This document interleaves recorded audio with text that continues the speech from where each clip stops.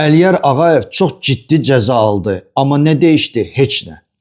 Turan Tovuzun maraqlarına çox ciddi zərbə vuruldu və bu zərbə gələn turda Qarabağa, Sabaha, Neftçiyə və digər klublara vurula bilər.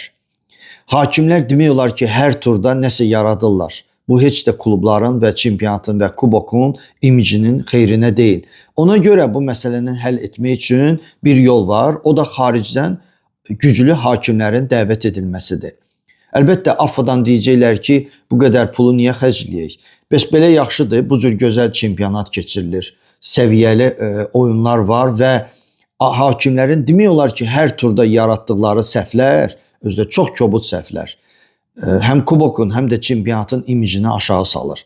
Əliyarın özünə də bu lazım idi. Bütün Avropada Azərbaycanı təmsil edən hakimdir və bir nömrəli hakimimiz idi.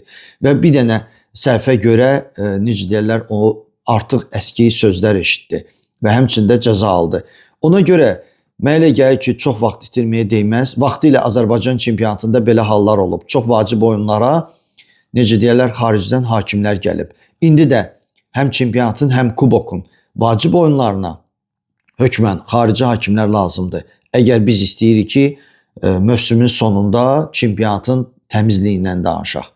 Ümid edək ki, məni eşidəcəklər.